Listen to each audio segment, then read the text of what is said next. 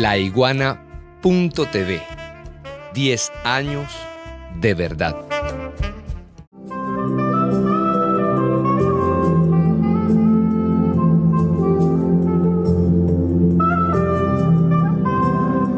La maravillosa introducción de Manuel Barrios me aclaró finalmente qué era lo que tenía que decir yo aquí, sin necesidad de explicarlo.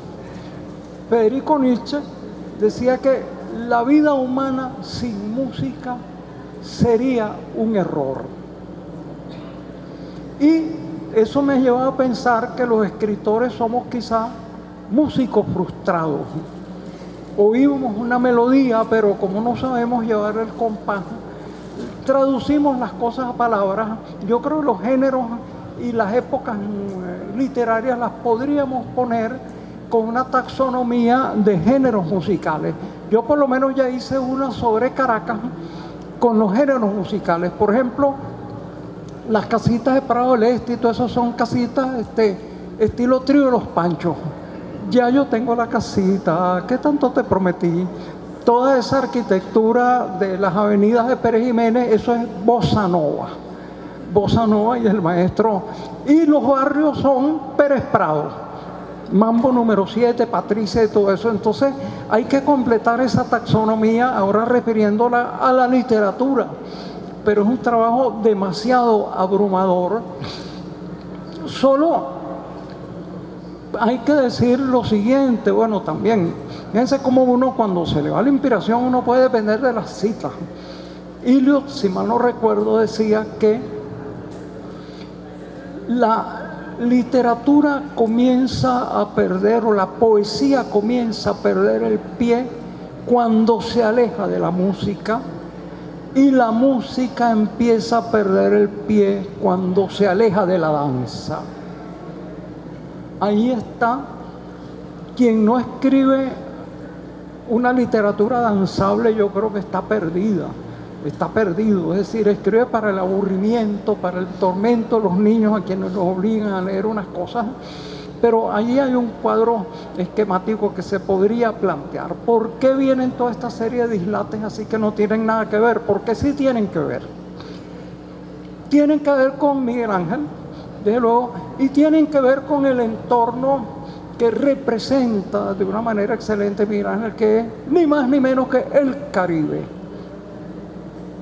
Es una cosa que llevamos dentro, es nuestro ser, es nuestro inconsciente, pero a veces lo reprimimos. Pensamos que somos caraqueños, por ejemplo, o somos franceses frustrados, somos... sí.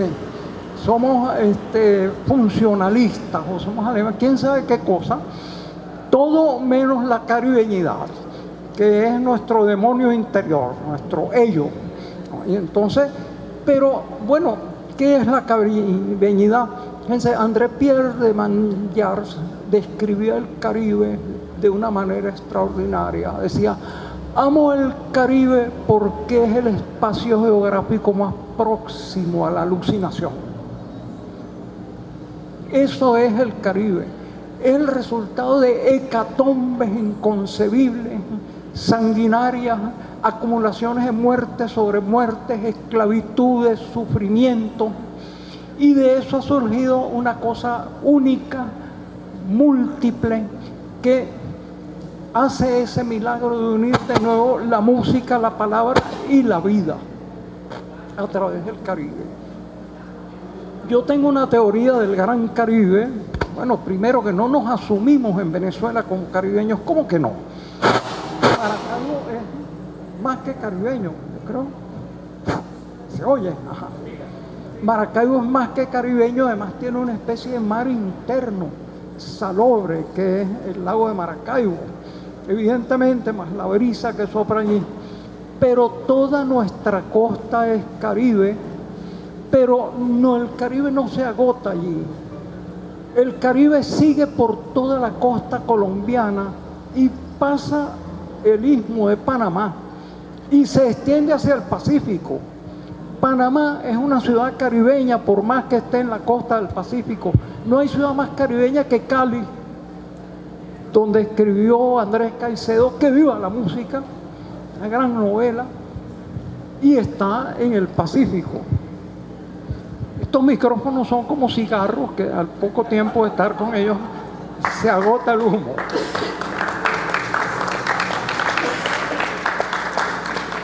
Pero no importa. Hay oradores que son viciosos, así que prenden un cigarro y un micrófono con el otro. Yo no, pero no se asusten, no voy a hablar demasiado, pero voy a tratar de decir algunas cosas verdaderas. El Caribe abarca entre los dos trópicos, es la herencia de nuestros antepasados caribes. Yo tengo una abuelita caribe de la comunidad de Caripe, el Guácharo, en Monagas, al norte, cerca de la cueva del Guácharo. Y desde la Florida hasta el sur del Amazonas, en el Xingu, eso fue una gran civilización y todavía lo es de una manera escondida, remota, clandestina, que no tuvo un gobierno, pero tuvo una cultura, una mitología compartida, y que cuando los fugitivos de la esclavitud buscaban cobijo, se unían con los caribes y así nació una nación nueva llamada los Caribes Negros, y un idioma nuevo, fueron los Garifuna.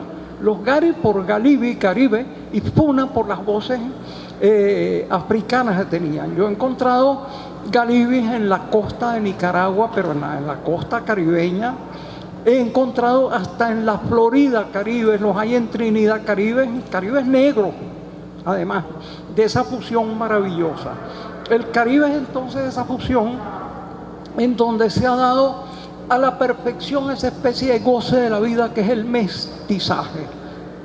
No hay cosa más divina que la confusión, que abrirse al mundo sin filtros excesivos y estar dispuesto a acoger todo lo que haya de bueno, de gozoso, de libidinoso y de extraordinario en el mundo y en la vida. Y eso es el Caribe, y a toda esta disquisición viene por el hecho de que, bueno, Maracaibo es una de las sedes perfectas del Caribe porque tiene ese cuerpo de agua al norte, tiene su lago, pero además la emotividad, la musicalidad, la efusividad zuliana es la perfecta demostración de la caribeñidad, una cosa extraordinaria.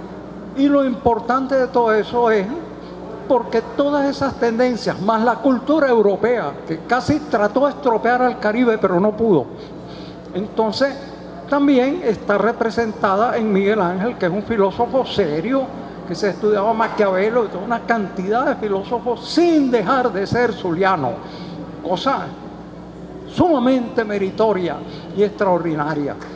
Entonces,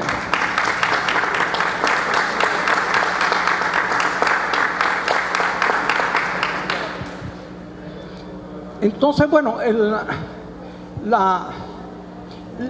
resumen de la caribeñidad está en eso. Fíjense, uno le llegan los chismes. Miguel Ángel, resulta que, si tengo entendido, si es en una calumnia, desmienta lo que fue niño cantor. Y eso como que es una herencia terrible. Desde niño haber empezado a cantar.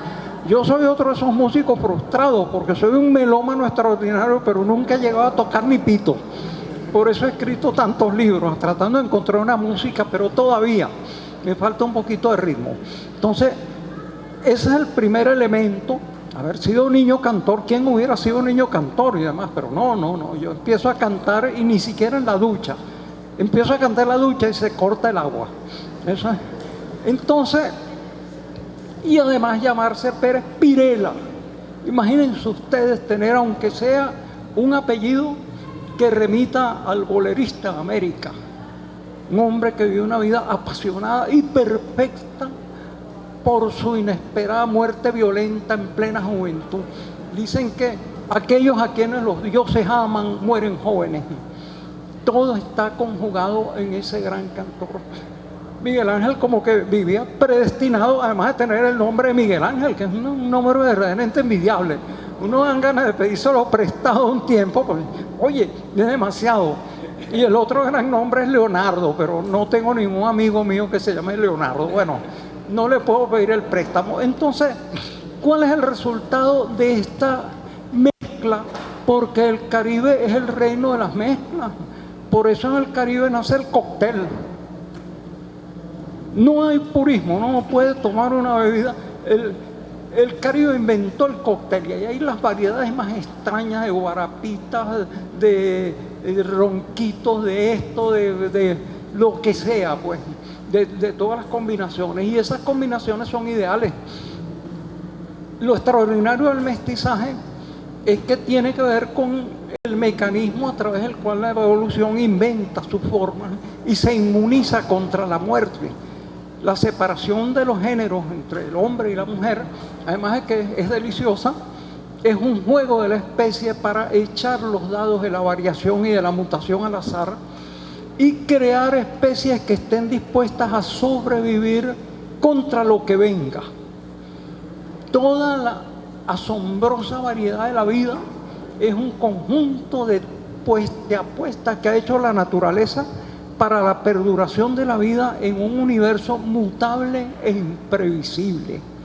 Y entonces, bueno, en ese elemento es que vivimos y que hace su obra Pérez Pirela. Pues ya hemos dicho, nace predestinado por la musicalidad y por la música, por los antepasados, por la zulianidad, pero además está en el cogollo de toda la contemporaneidad, porque hay una provincialidad, bueno, que se refugia en los huevos chimbos y la chinita y todo muy respetable, pero que se resiste a pasar del siglo XIX. Y entonces Pérez Pirela está en el siglo, no solo en el XXI, yo creo que ya se pasó para el XXII.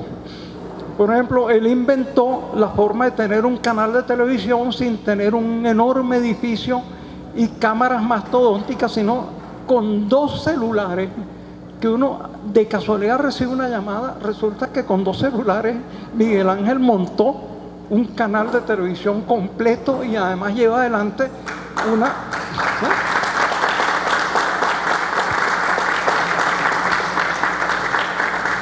de las aventuras comunicacionales más interesantes de Venezuela, diría yo, del mundo. Yo he grabado entrevistas con Pérez Pirela mientras vamos en una camioneta, vamos en pleno tráfico, y entonces pega el celular y empezamos a conversar. Fíjense, la muestra que se puede hacer 2 cosas a la vez y hasta 3. Además, porque va editando mentalmente y pensando. Ahora, obviamente, toda esta formación cultural, musical, tecnológica, tiene un destino que es el vicio de la literatura. Eso en realidad hay que ponerlo dentro de las sustancias peligrosas y que habría, siempre me preguntan, ¿y qué hacer para fomentar la lectura? Yo digo, hay que prohibirla. ¿Viste? Todo lo prohibido, la gente vive en una batalla. No, eso de ser buenísimo, eso está prohibido. Se montan industrias criminales tremendas, hay cánceres espantosos, todo eso, y no hay forma de exterminar lo prohibido. Entonces, entre otras cosas, el amor, por ejemplo, la sensualidad, todo eso está prohibido y por eso es tan bueno y no hay forma de acabar con él.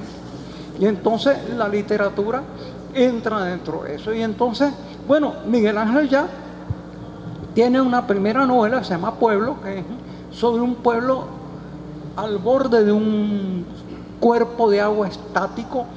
Aparentemente es un mar, nunca se dice, pero para mí es una simbólica del lago de Maracaibo. Y es una novela llena de dislates, de disparates y todo eso, con un tirano extrañísimo, que es un tirano acabado por el amor. La única inspiración de la vida de este tirano, que de otra parte es un amor imposible. Eso es terrible porque parece que la tiranía nos podría ofrecer todo y sin embargo no hay poder en el mundo que haga que nos ame una mujer de quien nos enamoramos.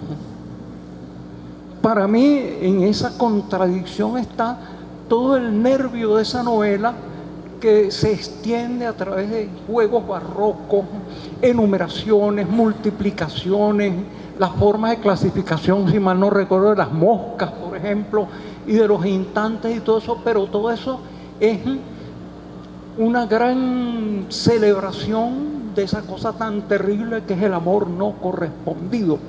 Y que yo creo que toda la bolerística tiene que ver con eso, y de hecho toda la poesía mundial, para seguir en la cosa. De modo que vean cómo uno mata a esos bichos poniendo, los llama clásicos para que no se vuelvan a leer, y siempre viene alguien y escribe una novela sobre el mismo tema que lo actualiza. Un poco de eso hay. En Los espejos no escogen a quién mirar. El drama del espejo. Fíjense ustedes que siempre se dice que los invasores europeos llegaron a comprarnos oro con espejitos. ¡Qué injusticia! Sin embargo, Pedro León Zapata, un hombre muy inteligente, decía: no, hombre, pero bueno, es que una pepita de oro uno aquí la conseguía en cualquier lado, pero en cambio un espejito, eso no lo había en toda América. Eso era un tronco de negocio, comprarse un espejito con una pepita de oro y demás. Nos volteó todas las tablas del misterio de los espejos. Es decir, los espejos nos devuelven, y no hay cosa más importante, diría yo, que un espejo, porque trata de hacernos conocer qué somos.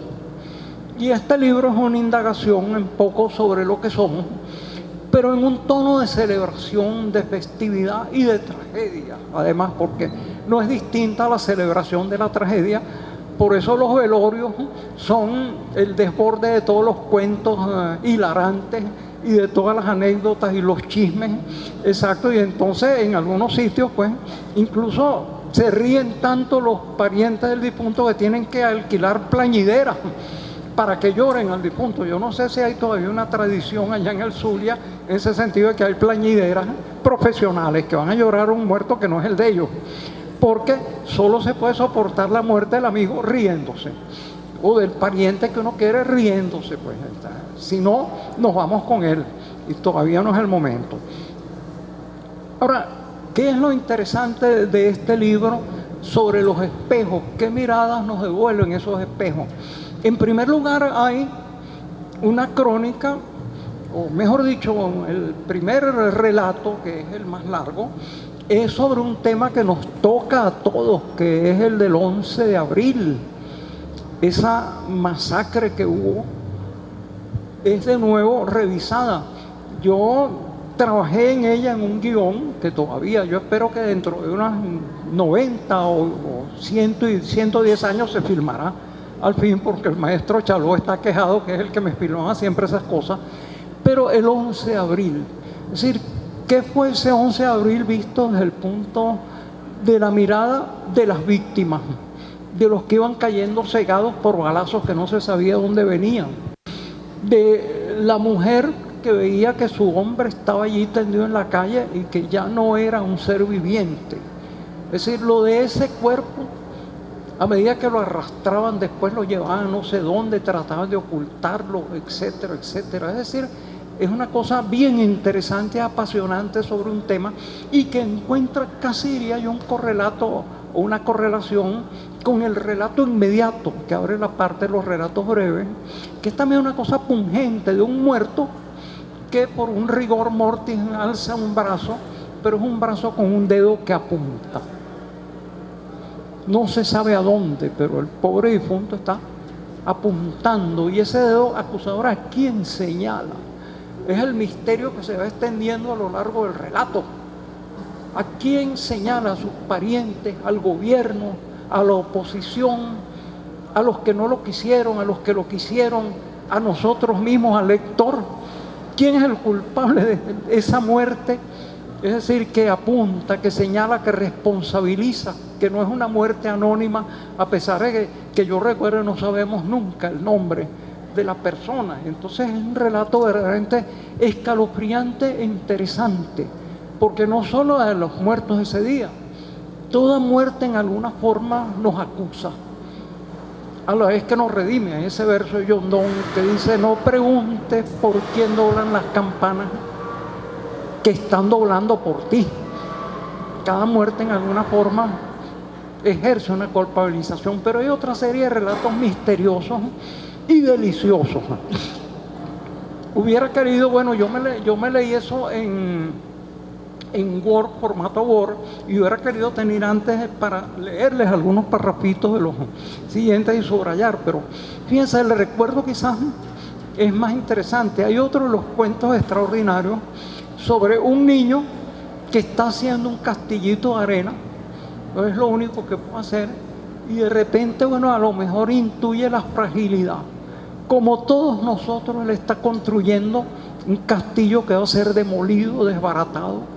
Y entonces, a lo mejor todo escritor hace eso, pone un pequeño rótulo: por favor, no dejes hacer este castillo. Sí, pero nuestros castillos van a ser demolidos por el viento. Ese niño somos todos nosotros. Y hay una parte allí que es extraordinaria, otro relato que es sobre la joven o la niña bellísima a quien la vida siempre le había dicho sí.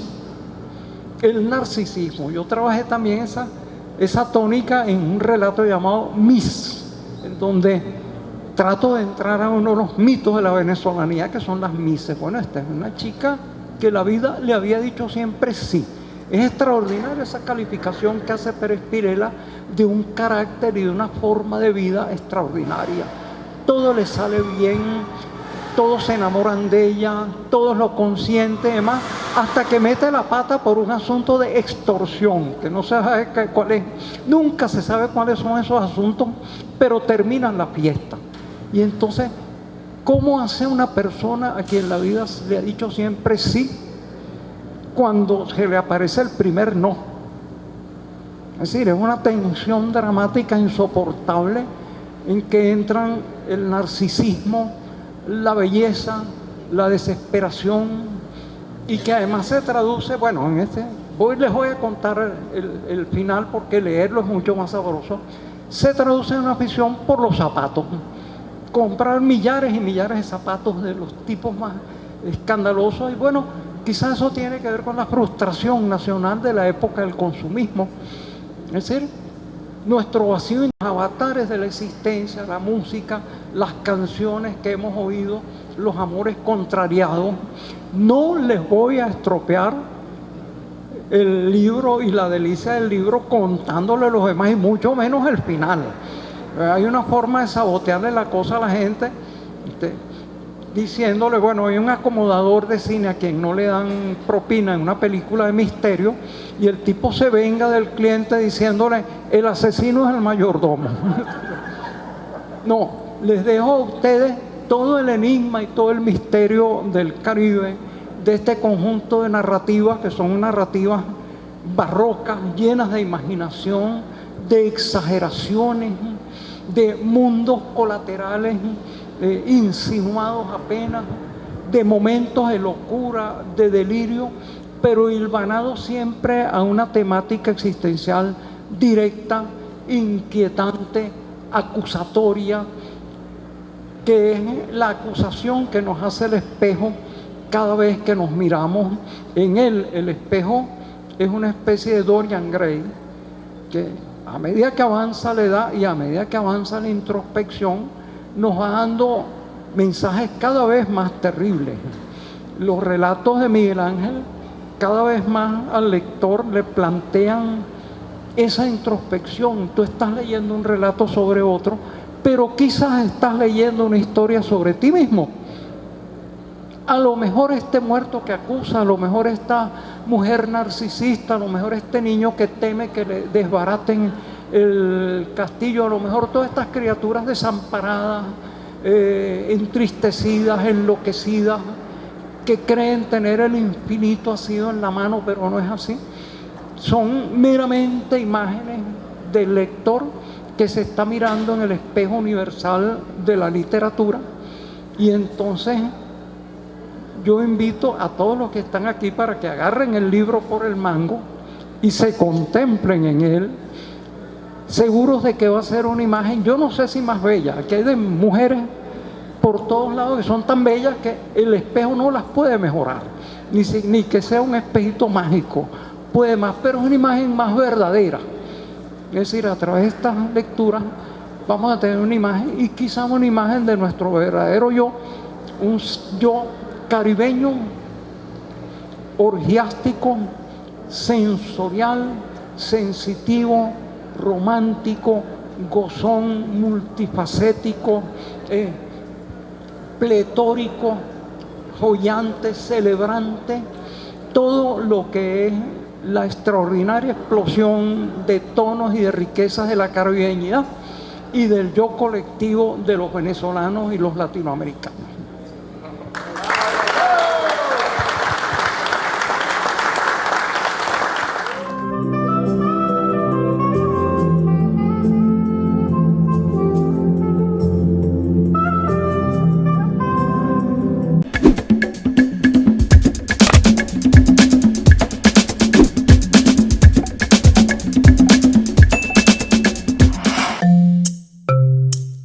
Laiguana.tv, la verdad hecha tendencia.